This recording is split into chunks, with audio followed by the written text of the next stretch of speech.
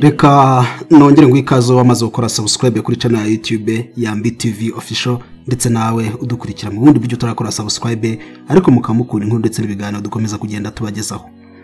Niba yibuka cyo cya 35 cy'inkuru uko nazinutswe urukundo miruke ko cyarangiye ubwo Deborah yari yatangiye kwinjira mu bihe byo kubyara aho ndetse yari yatangiye kujya ari gata umwanda wo mu birenge by'umugabo we kuko nyine yari yarawutwariye.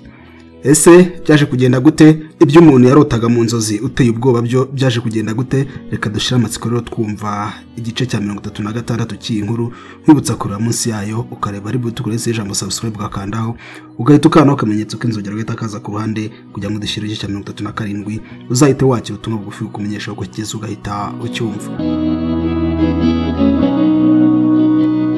Kera nigeze gusura umukecuru wari warahorose cyane kuko nakundaga gutebya maze mubaza icyamubayeho gituma nanuka bene ako kageni ambwira ko ari mu bibazo byinshi. Naratuje ndabyakira maze mu minsi mike yakurikiyeho abakobwa be babiri babyarira icyarimwe. Mbajije umwe muri abo bakobwa makuru ya nyina ambwira ko yabyibushye cyane, ambwira ko yabyibuhijwe nuko abakobwa be babyaye bombi kandi bakabyara amahoro, ngo niyo mpamvu nyina icyo gihe yarahorose ahangayikiye abana be.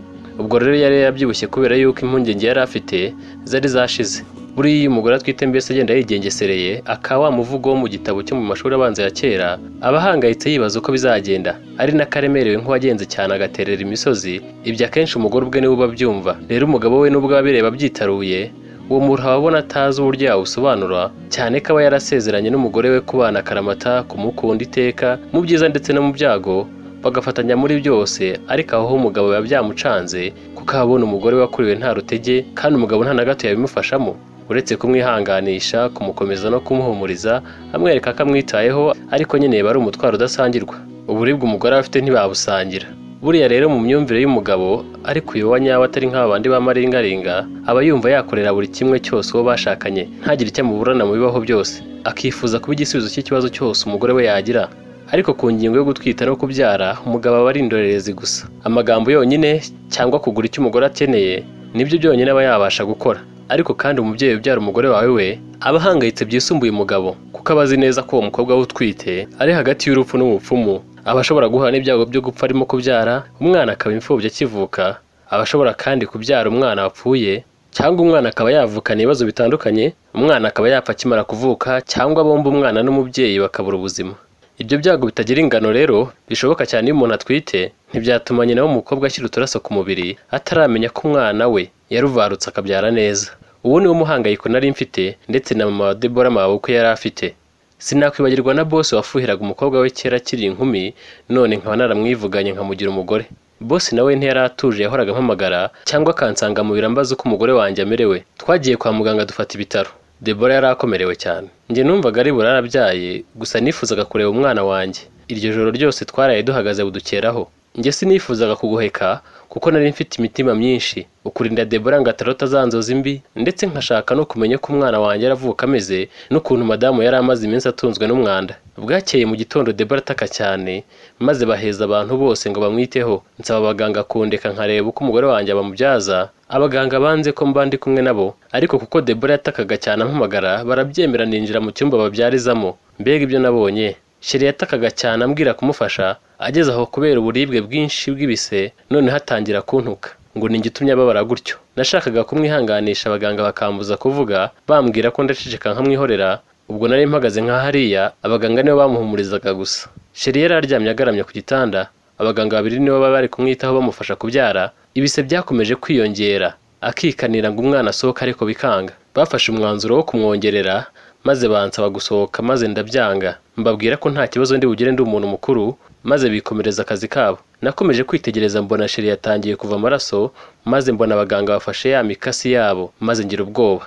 Ariko ndikomeza ngo batansohora simbona ukuntu babyaza umugore wanjye. Nari narumvise ngo hari ukuntu biba umwana bakaguha uwapfuye cyangwa se hari ubwo umuganga yaba ari mubi maze agahindura umwana akaduha utari uwo twabyaye. Ngo hari n'abaganga batari inyangamugayo bajya bumvikana n'abakire baba barabuze imbyaro cyangwa barabyaye igitsina kimwe, noneho bagaharuswa abaganga batubaha umwuga wabo maze bagahindura umwana w'umubyeyi babona aciriritse cyangwa adafite gikurikirana. Icyo nacyo ni kimwe byari bimpangayikishije. Rero amahirwe nari mpibereye. Sinari nzi ko umugore abyara, numvaga babivuga nkumva bikaze, ariko sinari nakabibonye ubwanjye amaso ku maso uko icyo gikorwa kigenda. Ariko natunguye nuko nayibonye pe. mbese abatarayibona muzarebe uko amatungo bigenda, wenda uretse ko umuntu we abyarira mu muhezo nta muntu umushungeye, si nk'ihene cyangwa ibindi bikoko umuntu ashyiramo akenge akiherera hirya ntawe umureba, mbese bari bombi umwe agatwika undi inda maze no kubyara bigakorerwa mu mwiherero, naho ubundi ni bimwe neza neza. Ni ukuri ntendasheri wanjye twari mu munyenga mu kinyotera cy'urukundo, nawe yatwawe utamubaza aho aherereye ngo ahagusubize. Iyaba nari nzi ingano y'umuruho azaruhabyara, sinzi niba nari kumwihorera simutera inda. Burya abana mujye mwubaha ababyeyi babagiriye ku bise, nabonye ari ubwitange burenze, nako sinabwita ubwitange kuko si amahitamo y'umubyeyi, nshingiye ku bitutsi Debora yantukaga ibise bimugeze ku buce. Gusa nanone iyo mbonye umubyeyi yabyaye umwana wa mbere mu buryo nk'ubwo, agatinyuka ejo akongera akabyara uwa kabiri, uwa gatatu agataho, nsangurwa ari urukundo rukomeye abagore bakunda abana. Umwana yararize, nshiduka mbona abaganga bamuteruye bandeba bumiwe, kumbe bari batangajwe n'ibyo nari ndimo gukora. Nari ndimo gukoma amashyi nshimira umugore wanjye ko akoze akazi katoroshye. Umwana nabonaga ari umwana mwiza udasanzwe, maze bahita bamushyira mu gituza cya nyina, bakora isuku n'iyanyuma iravuka. Noneho bambwira ko ubwo amaze kubona umwana nakwisohokera, ibindi bakabyikomereza nta kibazo. Gusa bambwira yuko umugore adahita ataha kuko babanje kumwongerera, kuko umwana yari yanze kuza neza. Numvaga nuzuye umunezero kuko mbonye uzajya nyita papa, maze mpasanga benshi harimo mabukwe wari waje kureba uko umukobwa we biri bugende kari bubashe kubyara amahoro. Ngeze hanze bansamiye hejuru, babonye umunezero unyuzuye, bahita bihutira kumbaza icyo tubyaye, maze nibuka ko ntarebye igitsina cy'umwana. Nahise nsubira mu cyumba babyariramo, abaganga bambwira ko twabyaye umukobwa. Iyo nkuru yageze kuri mabukwe arishima cyane, ariyamira avuza impundu, hamwe nabo bari kumwe barishima. Muganga yatubwiye ko kuko yabyaye abazwe tugomba kumara nibura iminsi 2 mu bitaro, akabanza agakira tukabona gutaha. Numvise ngizemo akoba kuko numvaga rya jini sheri yarose rishobora kuzaza kwiba uruhinja rwacu. Nagombaga gusubira mu kazi kandi kuko muri iyo minsi hari akazi kenshi, maze Debora asigara arwajwe na nyina, umukozi akajya bagemurira. Aho nabaga ndi hose mu kazi, nabaga ndi guhamagara ku bitaro ngo menye ko ibintu ari amahoro. Buri buke Debora n'umwana bagataha, ntabwo ngize ngoheka. Ubwo ku rundi ruhande Debora nawe ntigeze atuza kuko atifuzaga no kumara umunsi mu bitaro, kuko inzozi yari yararose zari zaramuhabuye. Bwarije ndaryama bigeze mu gicuku nka saa 8 z'ijoro, nkangukira hejuru mpamagaye Debora icama ariko ntiyayitaba. Numvise umutima undiye ariko nta kindi nashoboraga gukora. Ndabyuka nzenguruka inzu yose ibyanshanze, ngeze aho ndapfukama ndasenga, ndongera ndaryama. Bwakeye nta kibaye, umubyeyi arataha, numva umutima usubiye mu gitereko. Muri iyo minsi nongeye gutekereza cyane kuri Sylvie, nkibaza icyo yaba yarazize n'uwamwishe bikanyobera. Numva mbuza amahoro mu mutima, ariko mbihisha sheri kuko byari kumubangamira cyane. Icyatumye mbyibuka nuko wari umwaka wa 2 wari ushize ba Ernest na mukuru wanjye bafunze, mbizi neza ko ari abere. Ernest yari yarantumyeho ngo njye kumureba aho yari afungiye, maze mbura umwanya, maze mbura uko ngiye kubera akazi kenshi no kuba umugore wanjye yarindaga kubyara imfura yanjye. Rero akimara kubyara nagiye kumureba. Nagezeyo nsanga yananutse cyane, numva ngize agahinda kenshi ariko ntacyo nari kumubwira ngo mbe nagira icyo mufasha. Twararebanye amarira mbonga mu maso, maze nabibonye ararira. Namusabye imbabazi, ambaza impamvu musaba imbabazi. Mubwiza ukuri ko abarokore bene wabo bansengeye kandi ntaho basanzwe banzi, maze bakambwira ko ari we na mukuru wanjye ntawe wicishije Sylvie, ko bafunze barengana. Ernest abyumvise yariruhukije, ashima Imana ko nibura nasobanukiye ko kuko amaraso ya Sylvie atabariho. None haboneraho turaganira.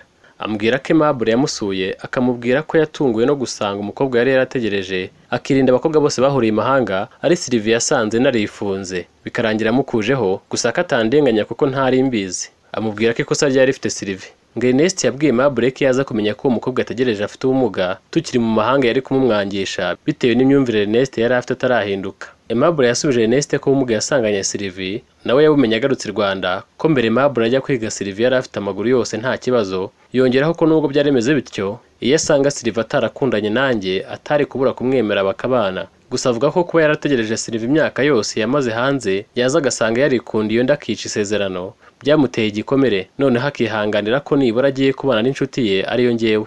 Gusa ntigeze ahingukiriza Ernest ko nabasanganye baryamanye. Ngo Aimable yabwiye Ernest ko icyamushenguye umutima kurushaho, kigatuma kugeza ubwo ataranatekereza undi ngo bakundane babe bana, ari uko yari ategereje kureba ko mbana na Sylvie, akabona kwiyakira agatangira ubuzima bushya, agatungurwa no kumva Sylvie yishwe ashimuswe. Ernest ngo yabajije Aimable niba atazi cyangwa adakeye ko aba yaricishije Sylvie. Ngo Aimable abanza kudidimanga, hanyuma asubiza ko atamuzi. Amubajije impamvu agizemo ubwoba, amusubiza ko ari ukubera ko atekereza ko wenda naba naramutekereje ko ari we wicishije Sylvie. Mu by'ukuri mu bantu naketse, Aimable ntiyari arimo, cyane cyane ko nari nzi ko imitekerereze ya Aimable itaruta iyanjye, kandi kuretse kumfata nka mukuru we yari abizi neza ko ntabura kumuvumbura ko ari we wabikoze, bityo nkumva atacura uwo mugambi mubisha, cyane ko ari nabwo yari akiva hanze ku buryo nta bantu benshi yari yakamenya ngo bapange iyo gahunda mbi. Ari nayo mpamvu naketse Ernest, Deborah na mukuru wanjye gusa. Ngo Aimable nawe yabajije Ernest impamvu yamubaza gutyo kandi ari we ufungiye icyo cyaha, amusubiza ko ari uko yafunzwe arenganijwe kuko ari we ibimenyetso byinshi byahamaga. Urupfu rwa nyakwigendera Mutuyimana Sylvie rwari rukomeje kubamayobera cyane cyane ko tutari twaramushyinguye, nubwo nari narabonye umurambo we. Natangiye kwibaza kuri Aimable. Muri iyo minsi umunsi umwe nari ndi ku kazi, umugore arampamagara ambwira ko abonye urwandiko rufunze rujugunywe mu gikari aho bari bicaye mu masaa 12 butangiye guhumana. Bajya kureba urubajugunyiye bagaheba, niko kumpamagara bamenyesha ibibaye ko babonye urwo rwandiko rufunze na garafezi impande zose, handitseho ko ari njye rwandikiwe gusa, kandi ko icyabateye ubwoba kurushaho ari uko hateyeho igikumwe cy'amaraso aho kuba igikumwe cyawe no nk'uko bisanzwe mu buryo inyandiko zisinywamo. Reka ngo cya 36 cy'inkuru uko nazinutswe urukundo arahakirangiriye. Niba hari amatsiko siranye uko byaje kugenda, wowe icyo usabwa gusa nukura munsi y'inkuru ukareba ari bwite ukorense ijambo subscribe gakandaho, ugahita ukana akamenyetso k'inzogera gahita kaza ku ruhande kugira ngo dushiraho igice cya 37 uzahite wakira ubutumwa bugufi ukomyesha uko kigezeho ugahita ucyumva.